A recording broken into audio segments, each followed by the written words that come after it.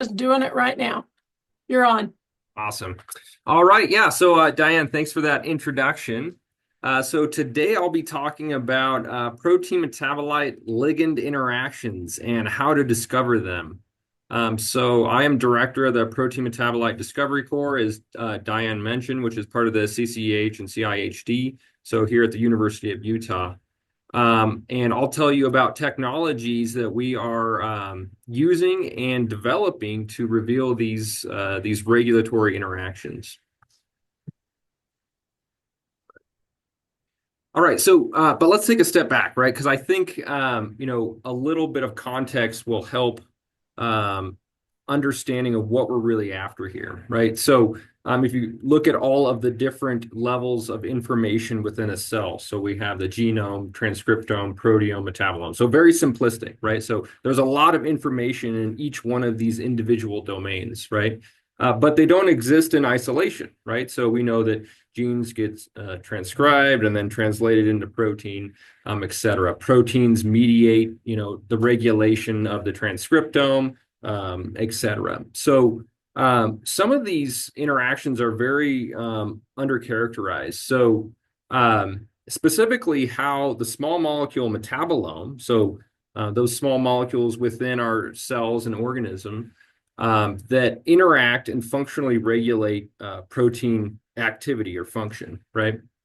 So, understanding these interactions has been technically very challenging over the years. So this field of protein metabolite ligand discovery or protein metabolite ligand interactomics has really lagged relative to other omic platforms and techniques, right? So, during my postdoc, I developed technologies to really tap into these and discover these sorts of interactions, and I'll be telling you about that today.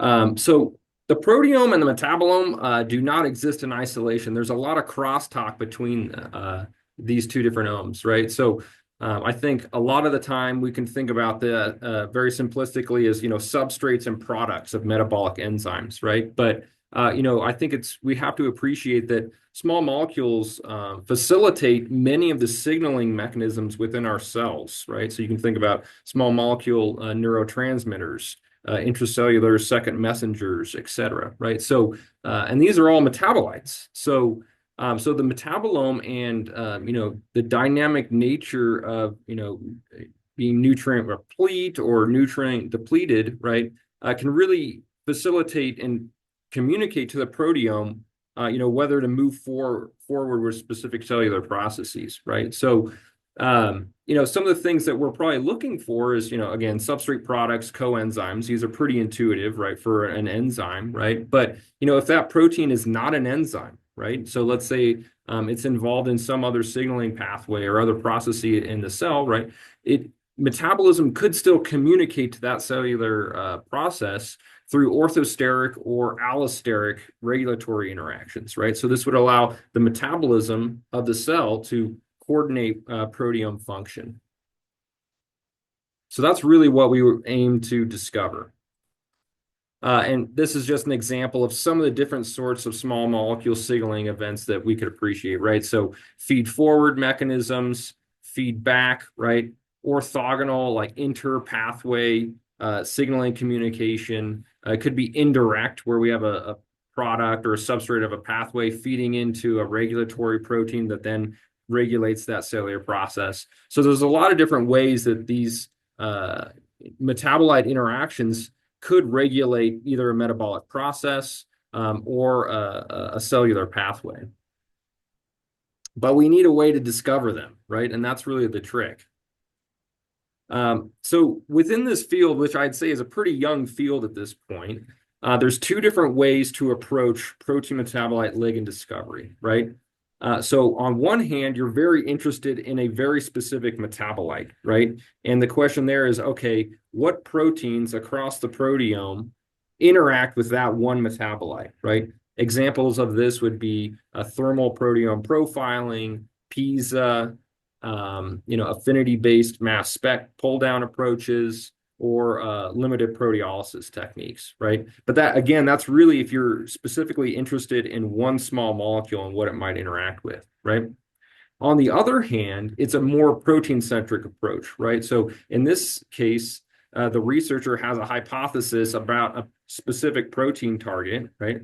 And they want to know what metabolites from the metabolome might bind that protein target and potentially regulate its function, right? So really where I'm in, my technology is kind of lean definitely on the left side, but we have the throughput that we can kind of bridge the gap.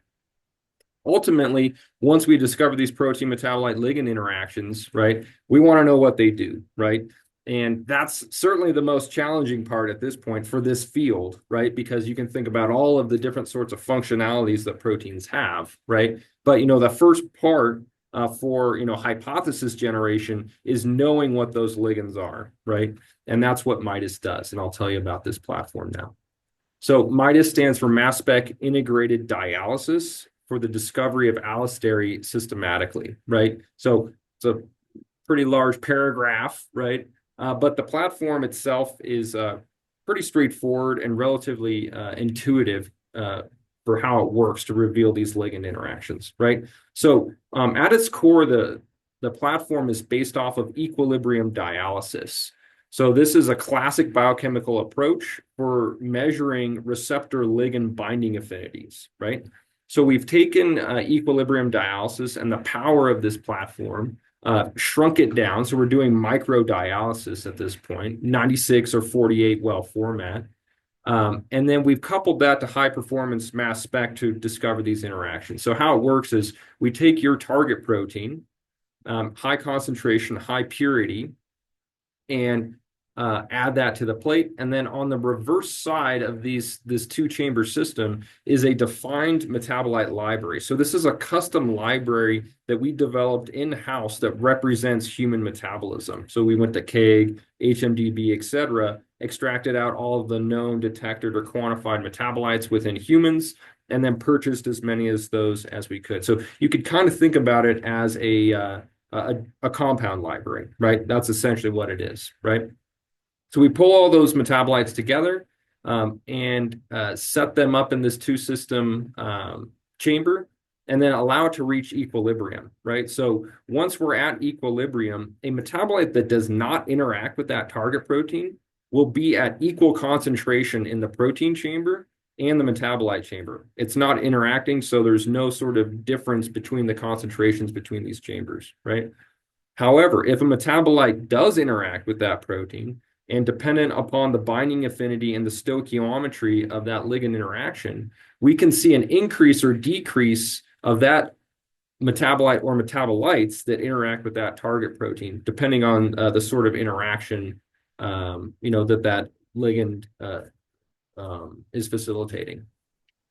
So once we hit this point, we crash out and remove the protein. And now we're just quantifying the relative abundance of all metabolites in the top chamber compared to the bottom chamber. And in the original publication, we were using a flow injection analysis mass spec platform. So this is a liquid-based approach. It's very high throughput, so we can assay a lot of proteins in a relatively short order of time, right?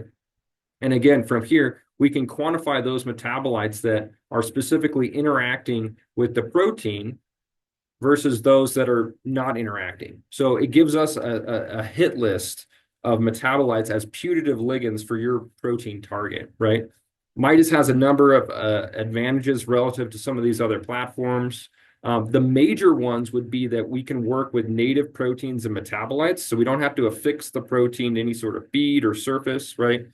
We don't need to use expensive, isotopically labeled metabolites, et cetera. And then we can also detect really low affinity interactions in the range of low double-digit millimolar KDs, right? And this is relevant because there's many metabolites in the cells that exist at these low millimolar concentrations, ATP, glutathione, glucose in some circumstances, right? So being able to detect these low affinity interactions essentially gives us a more dynamic range for discovery potential, right? And then lastly, this is agnostic to protein function, right? So we can put any soluble, well-behaved protein into this system, whether it's an enzyme, a scaffolding protein, et cetera, and reveal those metabolite ligand interactions.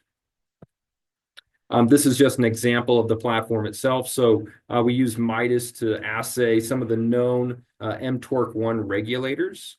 So in this case, we assayed Castor-1, Cestrin-2, and then Reb.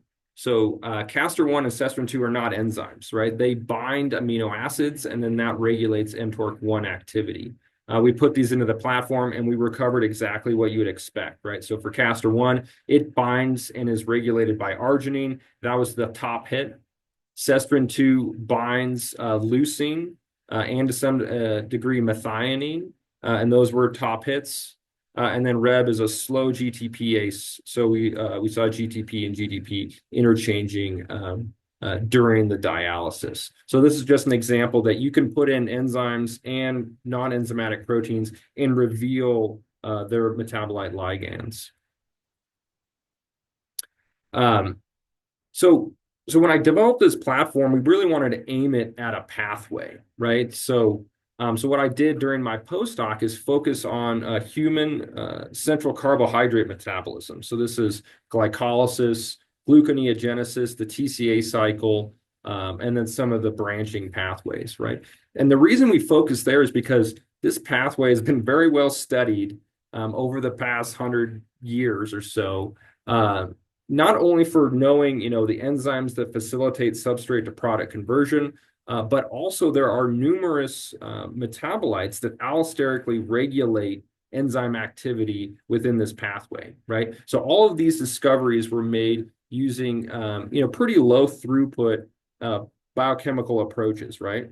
Very robust in our ability to make these discoveries, but, not very systematic, right? So we focused on this pathway as a great point to not only validate MIDAS as a tool for ligand discovery, but then also to potentially reveal novel biology.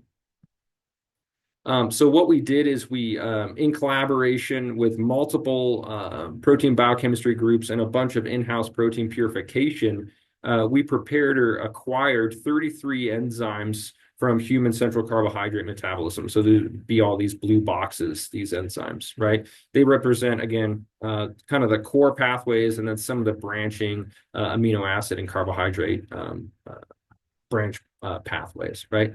So we assayed all of these proteins in MIDAS and revealed 830 putative protein metabolite ligand interactions, right? And that's what is displayed over here in this heat map. So all 401 metabolites in our current library at that time versus the 33 enzymes, right? And we found things you'd come to expect, right? So for example, here, this clade right here is a bunch of NAD-dependent dehydrogenases, right? So if you're clustering by protein metabolite ligand across all of these proteins, you'd probably expect things that bind similar ligands would cluster together. And that's what we saw in many circumstances. But there are unique outliers that probably imply unique, metabolic regulation of these distinct enzymatic steps.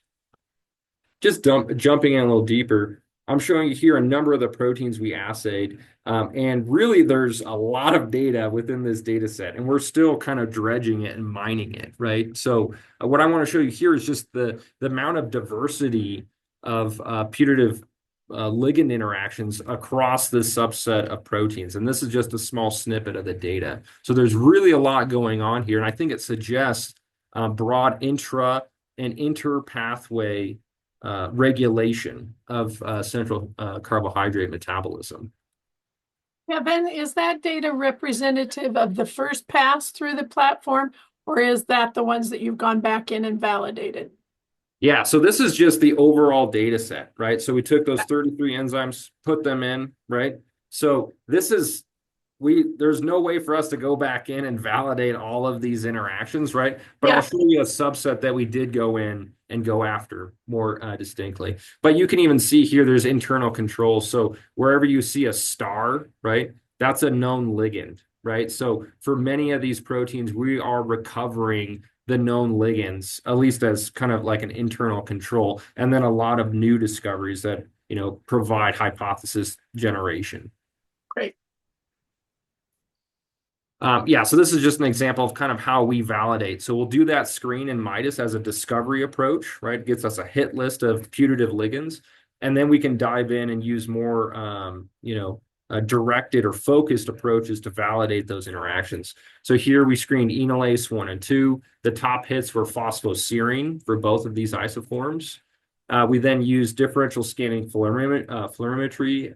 This is a ligand binding approach to measure KDs, and we found that phosphoserine does indeed bind enolase 1 and 2 relative to controls.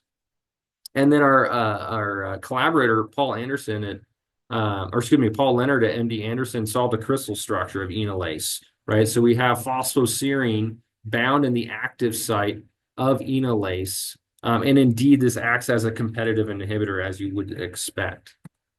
Another example is fumarate hydratase. So this is in the TCA cycle. We saw the substrate, but then we got this peculiar hit, phosphonoalanine. We confirmed it in DSF. It binds.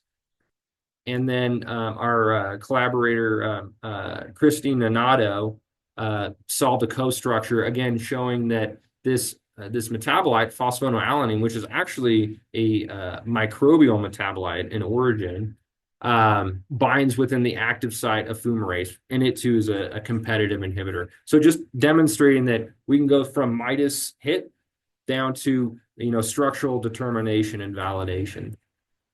Where we kind of focused a lot of our time was on lactate dehydrogenase. So if you're looking at glycolysis from glucose to pyruvate, a cell then has to decide what it's going to do with this carbohydrate. Are we going to take pyruvate into the mitochondria to feed the TCA cycle and generate ATP, right? Or are we going to shunt pyruvate to lactate, right, and export it out of the cell, right? So this could be, an example of, carbohydrate selection, right? Also, it should be noticed that lactate is a major circulating substrate for carbohydrate metabolism. So also cells taking up lactate. So this interconversion here is processed by this enzyme lactate dehydrogenase. The two major isoforms are LDHA and LDHB, and they facilitate this interconversion using NAD/NADH, right? So we focused here because we found some interesting discoveries. So we assayed LDHA and LDHB in MIDAS. We got a lot of things that you'd probably expect to see, right? So nicotinamide derivatives and dinucleotide derivatives. So these would be metabolites that are either binding at or putatively binding at the nicotinamide binding pocket of this dehydrogenase, right? We got small keto acids that look very similar in structure to the substrate, pyruvate or lactate, right? But then two distinct metabolite signatures kind of jumped out at us originally when we looked at this data, and that was that we saw adenosine nucleotide derivatives as hits, but then also coenzyme A and acyl coenzyme A derivatives popping out for these LDH isoforms as well. So we kind of jumped in further there thinking that, okay, maybe there's something going on here between these unique and novel metabolite classes regulating LDH activity, right? So the first one we looked at was ATP and adenosine nucleotide derivatives. We started just by looking at ATP, ADP, and AMP. And what we found is that LDHA, but not LDHB, is inhibited by ATP within the physiologic range or concentration of ATP, which is in the range of 1 to 5 millimolar, right? So if you compare LDHA, right, to LDHB, this would suggest that under physiologic conditions, LDHA could be inhibited by ATP, right? Whereas LDHB would not. So this would be the kind of first example for this enzyme of isoform-specific regulation by a cellular energy product, in this case, ATP. We then kind of changed focus to thinking about how acyl coenzyme A's or CoAs could potentially regulate LDHA and B. And we did the same thing. We did kinetic assays with these two isoforms. And what we found was that LDHA is potently inhibited by long chain acyl coenzyme A, where LDHB is not, right? So again, showing that there's this isoform specific inhibition of LDH. We then confirm this in cells just using a 13C glucose and 13C lactate tracing strategy, right? So this was all performed in H9C2 cardiomyoblasts, in which we either had LDHA, LDHB, or LDHA and B knocked out. This is using CRISPR-Cas.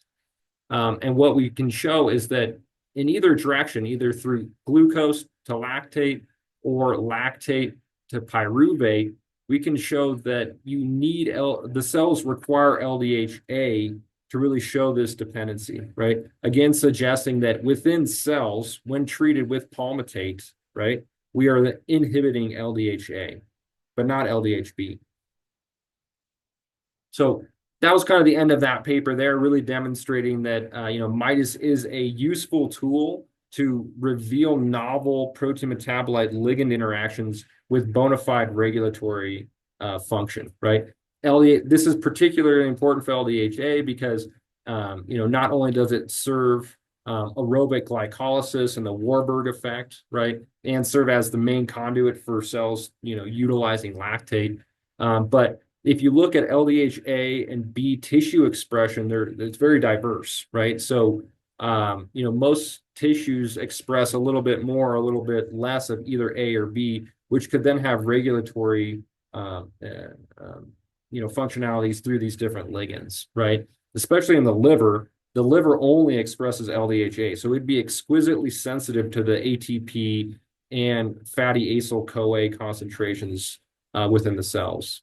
So, but that's kind of just the utilization of the platform. I wanted to tell you more about a little bit about what the Hicks lab does, but really focus on some of the cool new technologies that we've been working on within the protein metabolite ligand, discovery field. So the first one is really how, what we published, the MIDAS platform. We can still do it, but we don't. Now we've innovated and made it a lot better. So I'm going to tell you a little bit about what we've been doing here, right? So this is the original MIDAS platform that we published in 2023 in Science. So we were using the Swiss CI dialysis plate, right? We could only assay soluble proteins at the time, and it had a lot to do with the buffer system that was compatible with the mass spec platform we use. Our library was 401 metabolites. And we separate the library out into 4 unique defined metabolite screening pools to kind of get around some of the isomer entanglement issues we run into on the mass spec platform. Again, we're using that flow injection mass spec approach that does not have chromatography. So isomers are one signal, right? So you have to disentangle them downstream, right? So there was a lot of pros to this platform. It was really fast, right? But there's things we could do to make it a whole lot better, right? And this is kind of where we're at, the current state of MIDAS, right? So we're now using these thermo-read dialysis cassettes, right? Our metabolite library is up to 613 metabolites. We now assay all of the metabolites in one pool. This not only reduces the number of runs on the mass spec, but it theoretically allows us to discover alternative substrates for your protein target. So if you have an enzyme and you have the canonical substrate and all of its, co-substrates, well, if you have all the metabolites together, theoretically you have all co-substrates together. So, and now we're using a liquid chromatography mass spec platform. So the runs are longer, but we've improved signal and, more importantly, separated out some of these entangled isomer families. So in all, there's been a lot of improvements to the MIDAS platform. The real kicker that I'll talk about in a second is now not only can we assay soluble proteins in a more protein-friendly buffer system, which I'll show in a second, but we can also target membrane proteins, and I'll show you some of that data here in a second. So this is just all of the CCEH, CIHD people that might be interested to use MIDAS. These are the sample requirements. So we need pretty high protein concentration, between 100 and 500 micromolar, with higher concentrations being ideal.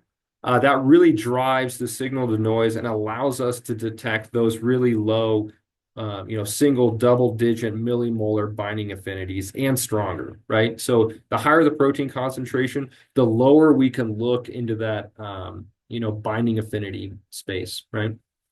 We need a minimum of 160 microliters. This allows us to run the dialysis as a triplicate. We need protein purity to be greater than 95%. If there are contaminants within that protein prep, that can introduce false positive discoveries within the MIDAS data. And then lastly, I'd say a pretty big improvement compared to the flow injection platform is that we can use a conventional protein buffer system, right? So here now we're using 25 millimolar heaps pH 7.4 and 100 millimolar sodium chloride. So if there are other additives that you need within this buffer system, just shoot me an email, let me know. I'm happy to try and make things work. In most circumstances, if the additive is below 1 millimolar, it does not perturb our chromatography, right? So, but it's kind of a case by case scenario. So the best scenario is just to reach out and contact me for compatibility. And then I'll just throw this out. Oh, yeah, Diane. It's Diane again, interrupting. Yeah. So many of the enzymes you're talking about so far are cytosolic, Yeah. which don't sit in sodium chloride. They sit in a potassium rich. Have you guys tried a potassium rich buffer system? No, we have not, right? We did some buffer scouting, right? But this is kind of an all-comers protein buffer system, right? So this is more catered to just preparation of the protein, right? Yeah. So heap sodium chloride is pretty conventional, right? Yes. So you're right that we're not mimicking exactly, the cytosolic, ion composition, right? But I think still within this scenario, a ligand binding site, it could require, a metal or whatever it might be, but most of that's gonna be driven by protein side chains, right?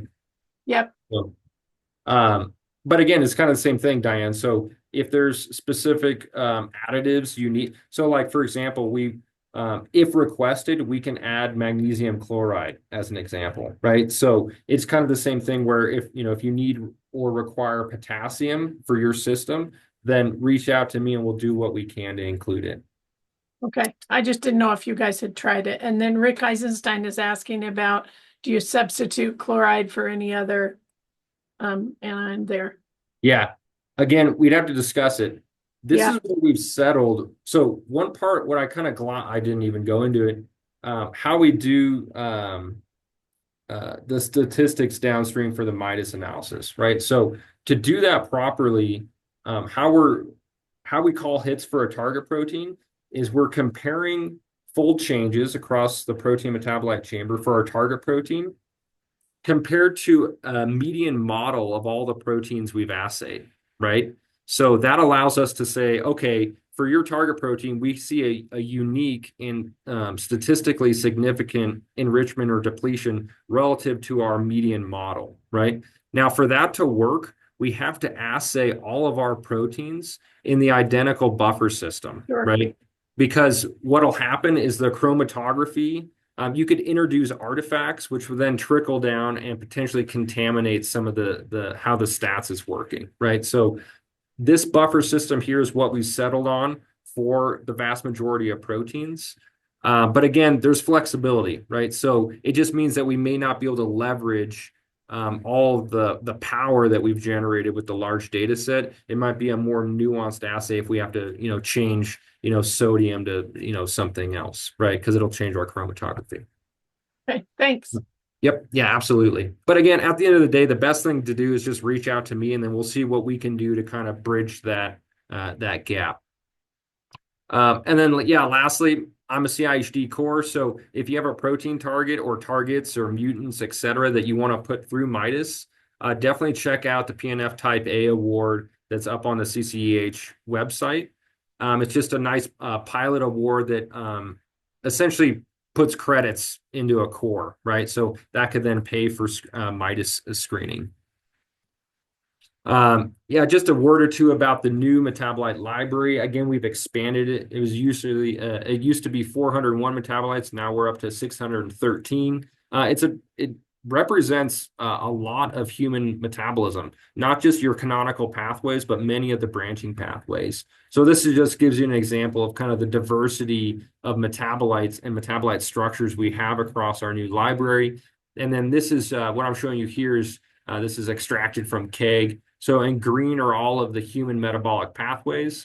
And then in red are a subset of the metabolites that are within our library, right? So we have pretty broad coverage across metabolism, human metabolism. Some of the areas we suffer in are extremely hydrophobic metabolites, so free fatty acids, free sterols and cholesterol derivatives, and then complex glycans that you just can't purchase, right? But other than that, we have pretty good representation across most of human metabolism.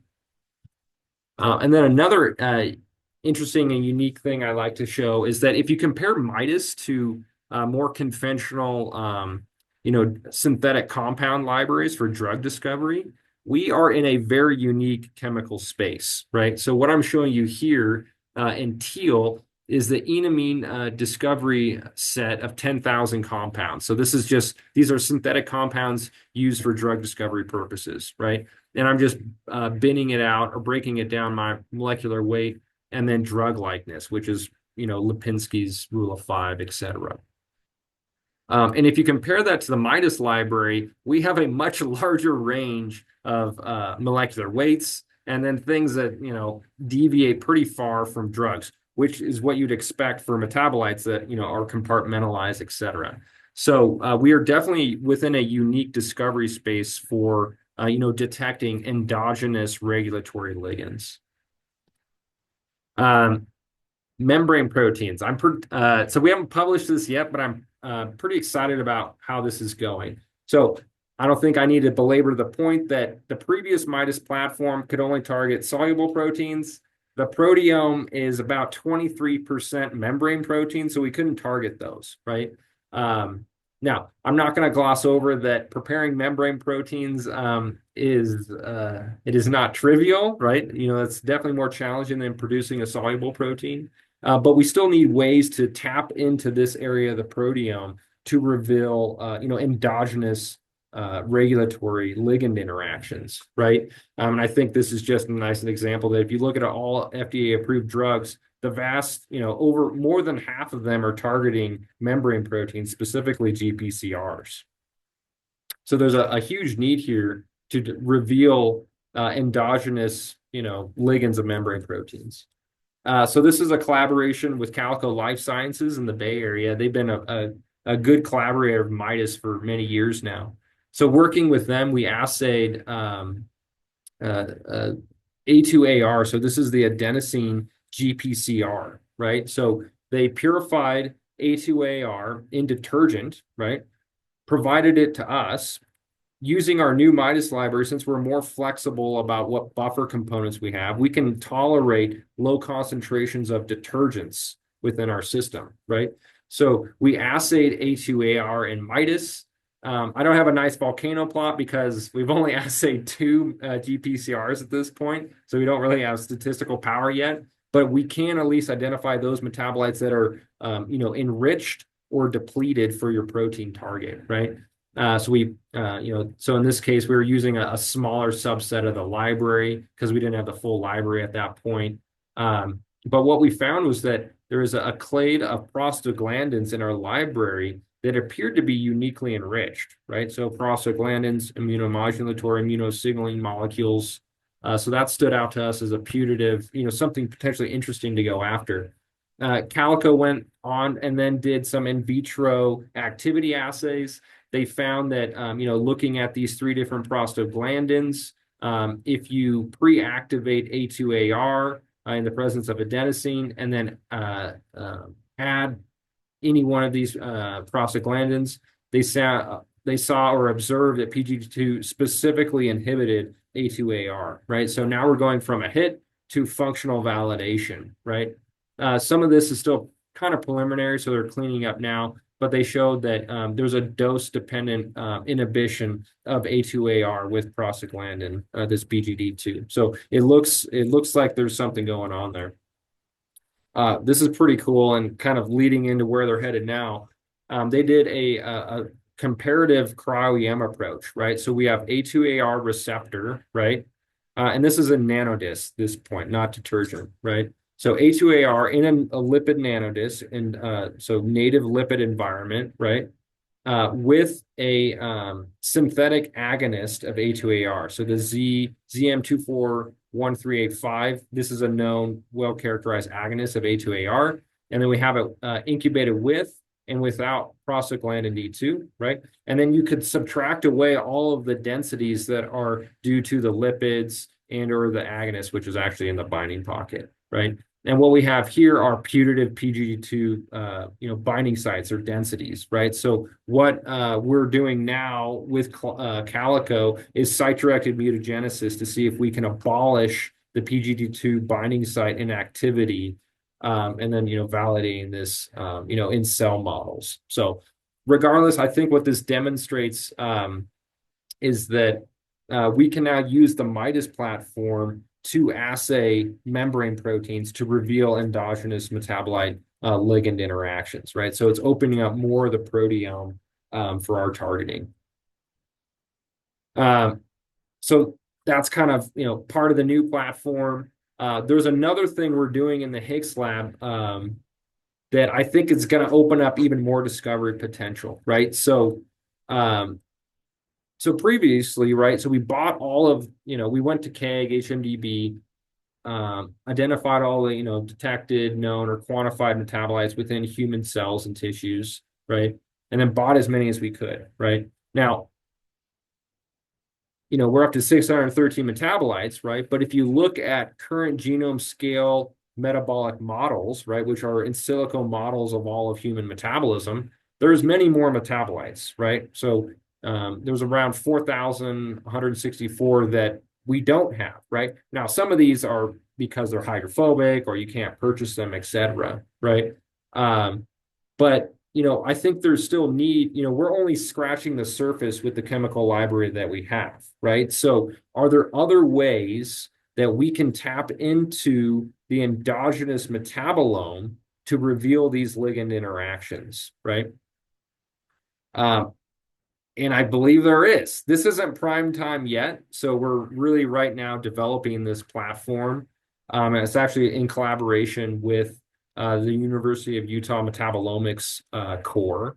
But so instead of how it works is it's still MIDAS, right? So we're still using equilibrium dialysis and modern high performance mass spectrometry or metabolomics for the quantification, right?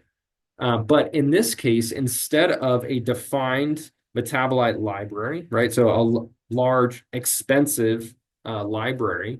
What we're doing is growing up cells or extracting tissue from mice, for example, and extracting out the endogenous metabolomes, right? So this would be very similar to how the metabolomics core is processing samples, right? So it's an organic extraction to essentially separate all of the polar metabolites from all of the other, non-polar or cellular debris, right? So once we have that extracted polar metabolome, we can use that as input for MIDAS, right? So what that gives us is not only, the targeted metabolites in our method, right? So the 613 metabolites that we have, we can detect and measure and quantify, right? But it also gives us all of the unknown metabolites that haven't been characterized as essentially a bed of discovery, right?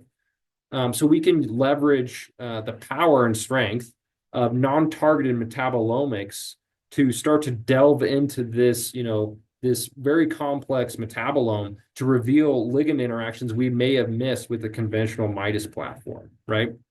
So, and the nice thing about this is at the end of the day, it's an enrichment screen, right? So even if there's 10,000 plus unique features in the LCMS spectra, right? we only care about those that are uniquely enriched for our target protein. And once we see those, then we can go in and attempt to identify them via, MS fragmentation, right? So that's the overall goal. And we have some preliminary data suggesting that it works, right? So in this pilot study, this is actually with Pfizer, we took glutamate dehydrogenase, right? So this takes NAD and glutamate and converts it into 2-oxoglutarate, alpha-ketoglutarate, glutarate, and NADH in the TCA cycle to feed the TCA cycle, right? So GLUT1 or glutamate dehydrogenase, in addition to these substrates and products, is known to be highly allosterically regulated by ADP and leucine, right? So again, in collaboration with Pfizer, we set this system up. In this case, we were actually using a porcine liver polar metabolome. So we took pig livers, lyophilized, polarized, extracted the polar metabolomes, and then used that as input. And I think what we have here is a good example that this platform with some optimization as well on its way, right? So I'm just showing you log2 fold change in the protein chamber and metabolite chamber for some of the known regulators and substrates, right? And what we saw for GLUT1 is ADP and leucine were enriched, right? Didn't see a whole lot for glutamate. We did see NAD decrease, and then alpha-ketoglutarate enriched, right? So it looks like we can, at least for this enzyme and the piloted version so far, pull out known ligands and substrates for target proteins from a very complex metabolome input. So right now, Marissa Trujillo and Jack Dali in the Hicks lab are the team that's kind of optimizing this platform for other cell types. So you can use basically, that's one of the strengths is now you can just grow up your library essentially, right? Instead of having to spend hundreds of thousands of dollars to buy all these metabolites, you grow up the cells you need, either in suspension or adherent cell lines, or you get, mice, rat, pig livers, whatever tissues you'd want to extract metabolites.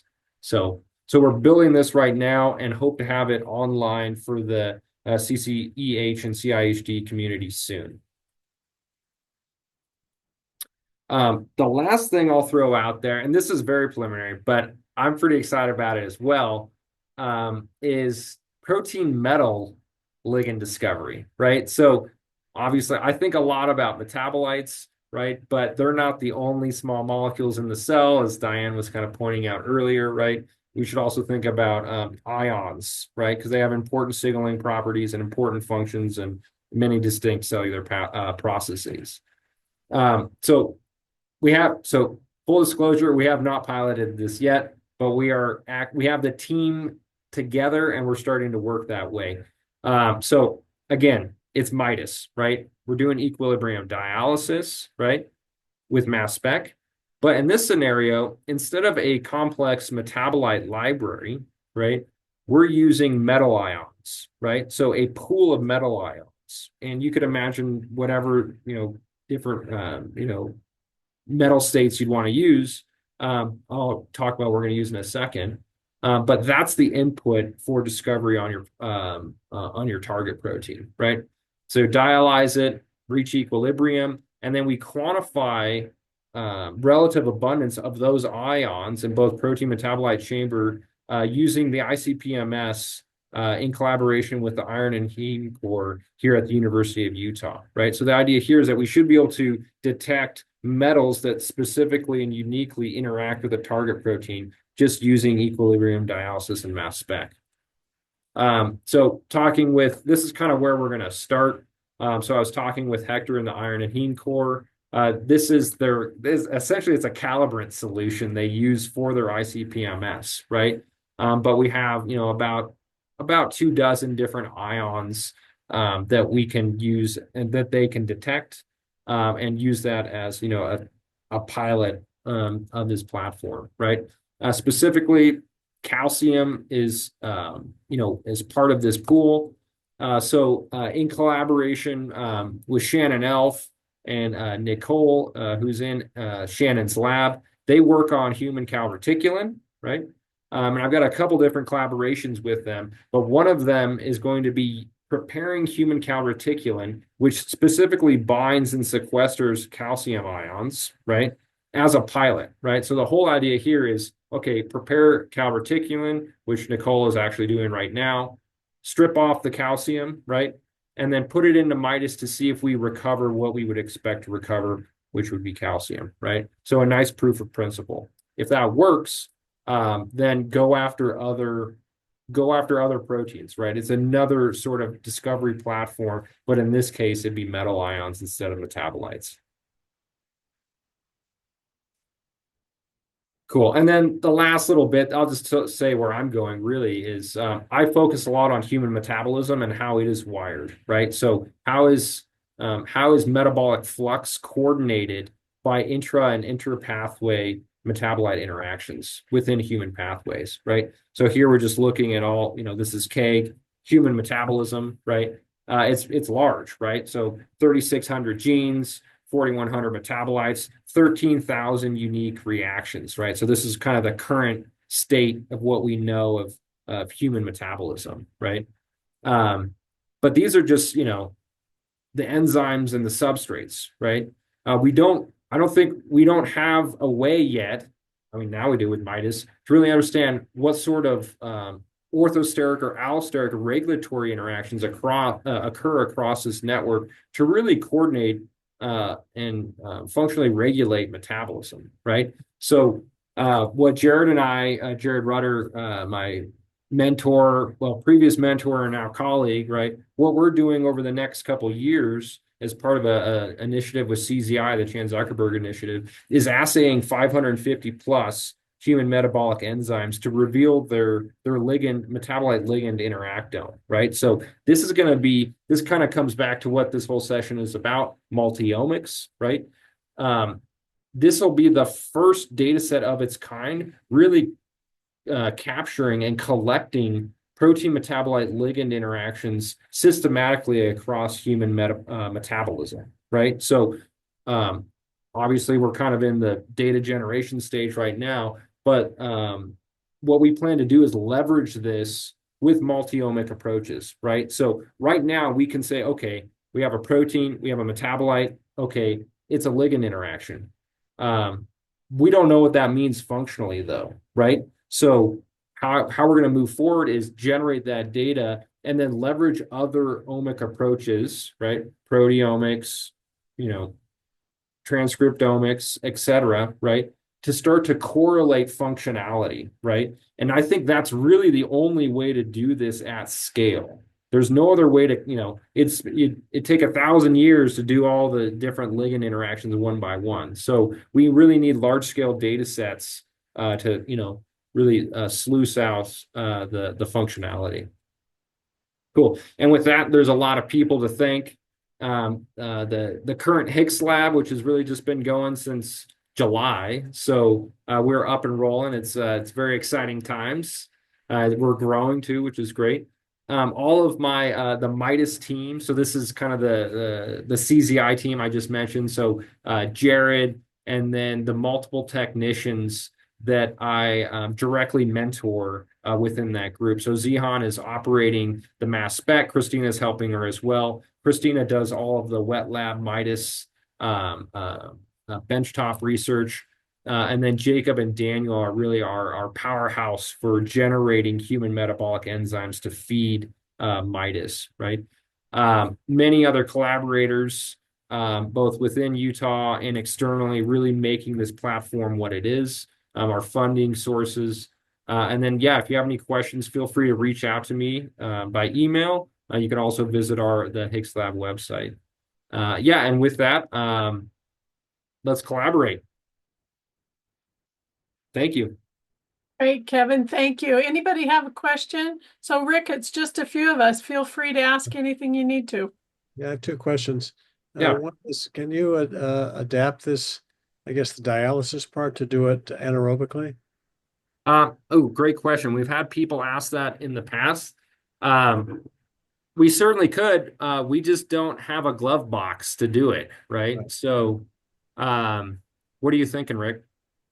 Well, I work on IRP1, which is the cytosolic aconitase, and its iron sulfur cluster is very oxygen sensitive, and it's stabilized by citrate. But if you wanted to look at metabolites that bind in the absence of citrate, that might be challenging. Yep. Yeah, it would be challenging to do aerobically. Yeah. Yeah.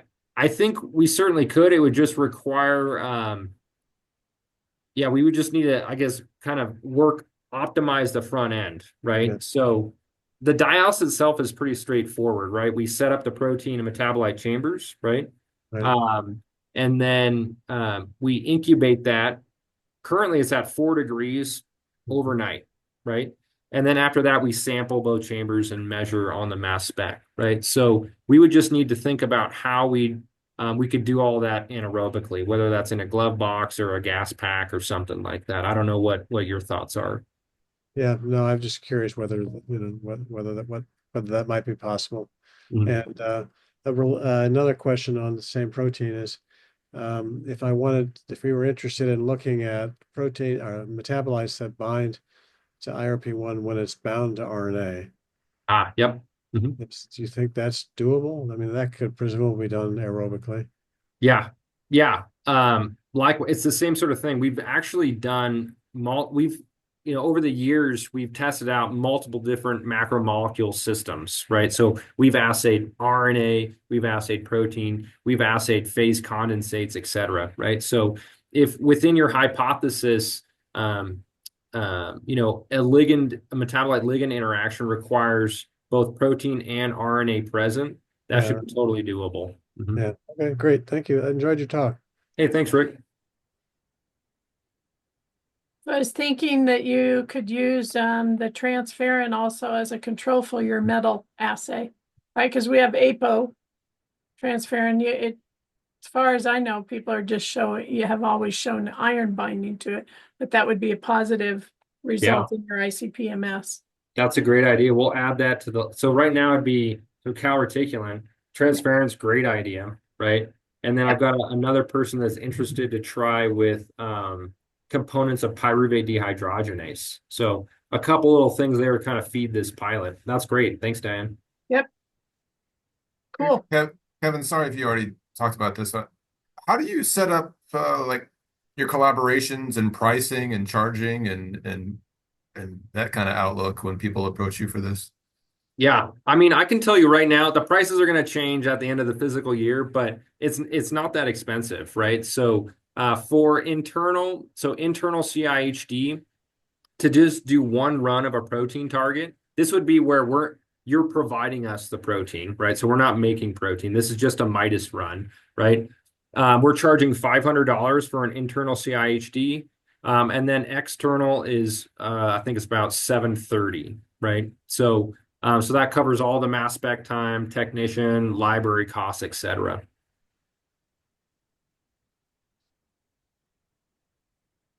Nice. Okay.